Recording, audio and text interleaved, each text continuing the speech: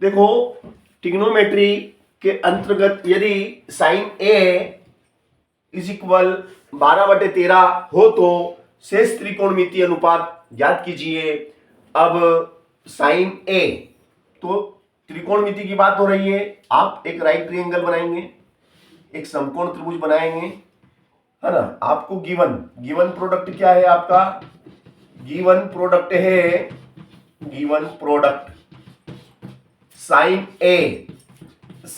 A is equal 12/13 sine means लंब बटे कर्ण, perpendicular upon diagonal, तो लंब बटे कर्ण क्या होता है? लंब बटे कर्ण होता है साइन। तो लंब कितना? लंब 12, कर्ण कितना? 13। साइन ए यहां पे आएगा, यहां पे बी ले लो और यहां सी ले लो, ठीक है ना। ए ये यहां से ए के सामने का लंब होता है, तो ए के सामने का लंब, थीटा के सामने का लंब। अब आपको शेष त्रिकोणमितीय अनुपात निकालना है, तो आपको इस समकोण त्रिभुज में कर्ण मालूम है, लंब मालूम है, मगर आधार कितना है ये हमें पता नहीं है, इसलिए इसमें पाइथागोरस प्रमेय लगेगी। समकोण त्रिभुज आप लिखेंगे, समकोण त्रिभुज एबीसी में, समकोण त्रिभुज एबीसी में पाइथागोरस प्रमेय से, पाइथागोरस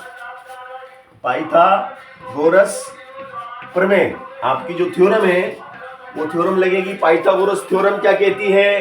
पाइथागोरस थ्योरम कहती है कर्ण का वर्ग बराबर लंब का वर्ग, कर्ण का वर्ग बराबर लंब का वर्ग धन आधार का वर्ग। आधार का भी वर्ग होता है, इन दोनों का वर्गों का योग कर्ण के वर्ग के बराबर होता है। कर्ण कितना है? कर्ण हमारे पास 13 है, तो 13 का वर्ग। लंब कितना है? बोले 12, तो 12 का वर्ग। आधार कितना है? तो आधार AC है, आधार निकालना है, ठीक। तो एम्प्लाइज डेट कर्ण का वर्ग क्या हो जाएगा आपका? 169 इज इक्वल 12 का वर्ग कितना? 144 प्लस AC का वर्ग, ये AC का वर्ग हो गया, है ना। अब ये वर्ग घटेगा, सॉरी ये 144 उठ के इधर आ जाएंगे, है ना। तो ये आपके 169 माइनस 144 इज इक्वल AC का वर्ग। एम्प्लाइज डेट AC का वर्ग बराबर क्या हो जाएगा? AC का वर्ग बराबर हो जाएगा आपका 25, है ना। AC का वर्ग बराबर कितना हो गया? 25। अब वर्ग घटेगा, वर्गमूल लगेगा, है ना। तो वर्ग घटेगा तो वर्गमूल लगेगा, तो AC बराबर कितना आ जाएगा आपका? AC बराबर होगा आपका 5। AC बराबर कितना आ जाएगा? 5। तो देखिए पाइथागोरस प्रमेय से हमने इसका आधार भी ज्ञात कर लिया। अब शेष त्रिकोणमितीय अनुपात हमें निकालना है। जो शेष अनुपात है इसके कौन कौन से हैं देखिएगा आप। शेष त्रिकोणमितीय अनुपात ज्ञात करना है हमें, नो प्रॉब्लम, डोंट वरी। देखो साइन तो हमें दिया था, साइन के बाद होता है कॉस ए, फिर होता है सेक ए, फिर होता है कोसेक ए, फिर टेन ए, फिर कॉट ए, ठीक है। ये हमें निकालना है, don't worry, no problem. Cos क्या होता है? आधार बटे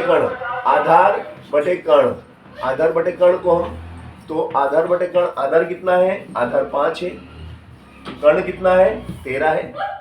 फिर कर्ण बटे आधार ले लो, तो कर्ण कितना है? कर्ण आपका 13 है और आधार आपका कितना है? आधार आपका 5 है। फिर कोसेक क्या होता है? कर्ण बटे लंब, कर्ण कितना है? 13, लंब बोले 12, फिर लंब बटे आधार, लंब कितना है? लंब 12 और आधार कितना? 5। और इसका उल्टा होता है, 10 का उल्टा कॉट ए, आधार बटे लंब, आधार कितना? आधार 5 और लंब कितना? 12। इस तरीके से हमने बड़ी आसानी से इसके सभी अनुपात आपको निकाल के दिखाए।